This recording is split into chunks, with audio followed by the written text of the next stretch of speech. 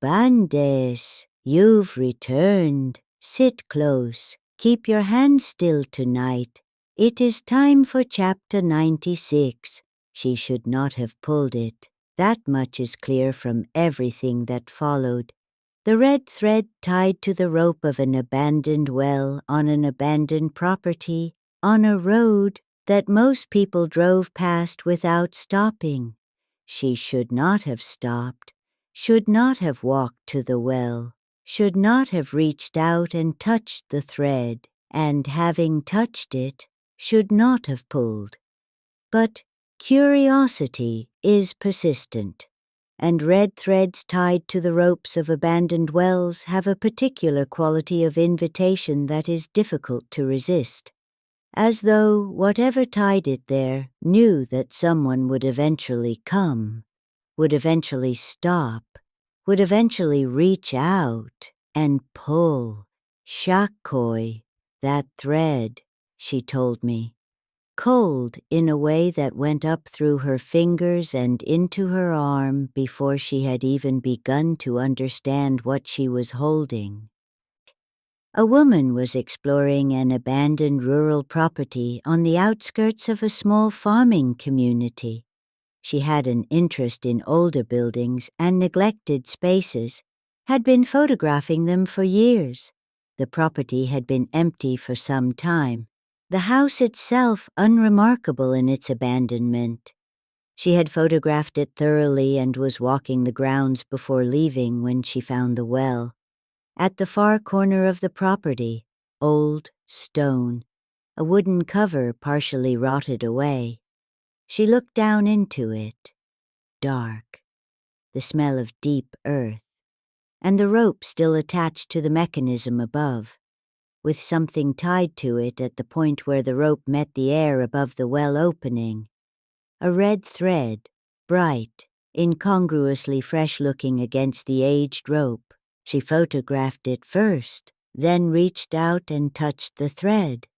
It was smooth, recently placed, not weathered in the way everything else on the property was weathered. Someone had been here recently enough to tie this thread to this rope. She looked around the property. No one visible, no evidence of recent occupation anywhere except this thread. She took hold of it and pulled gently. It had some slack. She pulled more. The thread continued to come, more than the depth of the well should have accommodated. She kept pulling. The thread kept coming, from somewhere deeper than the well should have been, and then it went taut.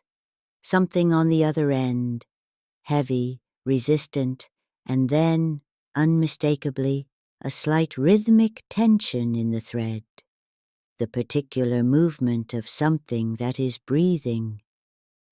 If these stories have found their way to you, if you find yourself returning to this quiet room, there is something small you can do, like and subscribe.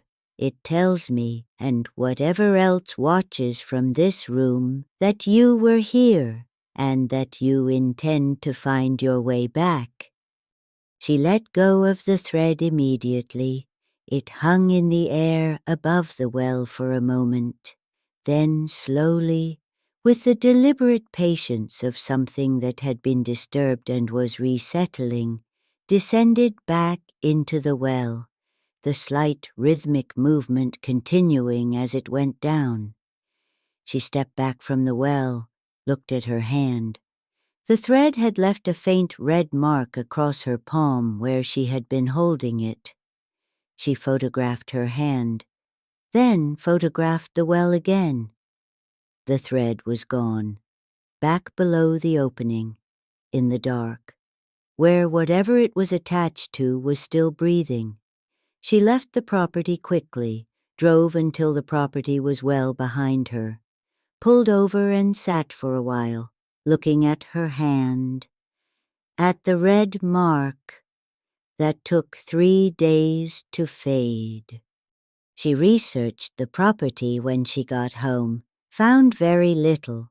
A rural holding that had passed through several owners over many decades, The last registered occupant had left some years ago without forwarding information. She found one reference in a local historical document. A brief note about a well on the property that local people had considered significant. The note was vague, simply that the well was old, older than the property itself, and that certain traditional practices had been associated with it over generations. She read the brief note several times, thought about the thread, about its freshness, about whoever had tied it recently, and about whether they had done so knowing what was on the other end, or whether they had discovered it the same way she had, by pulling. She kept coming back to that detail when she told me, not the thread itself or the breathing or the red mark on her palm, the freshness of it. Someone had tied that thread recently, had made their way to that abandoned property and stood at that well and tied a fresh red thread to the rope. She wanted to know who, what they knew, whether they had pulled it themselves before tying it there, or whether they had tied it as a warning for the next person who came. She never found out. The property was sold some months later, developed. The well filled in as part of the construction.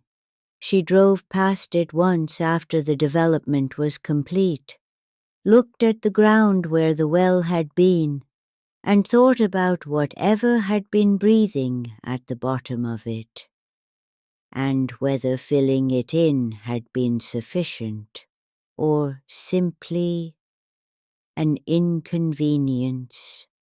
Every stone in this village was placed there to keep something down, not just to build a path, and every old well in the Japanese countryside has its own history, its own accumulation of what has been drawn up from it over the years.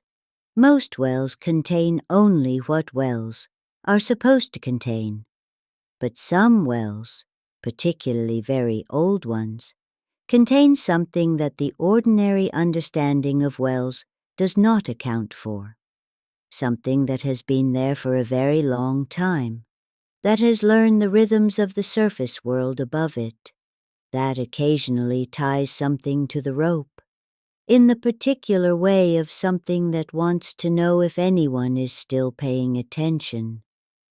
I pay attention to old wells. I have always found it the wisest approach, and I have never pulled anything I found tied to a rope in the dark. Another whispered story from Japan, shared quietly here beside the kotatsu. If you are exploring an abandoned rural property and you find an old well with something tied to the rope, photograph it if you wish, but do not touch it, do not pull it. Whatever is on the other end of that thread has been at the bottom of that well for a very long time. It is patient, it is present, and it is breathing, and it tied that thread to the rope with the particular intention of something that wants to know when someone has arrived at the surface above it.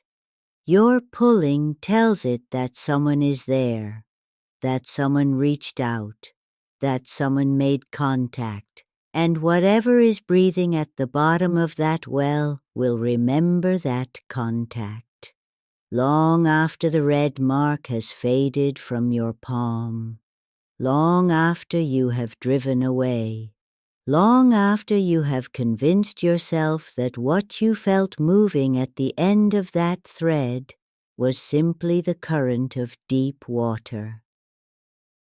If this story stayed with you, if the dark or the shadow feels a little closer tonight, you know where to find me. I am always here beside the kotatsu, watching, waiting. And if you wish others to find their way here too, there is something small you can do, like and subscribe. I would not object.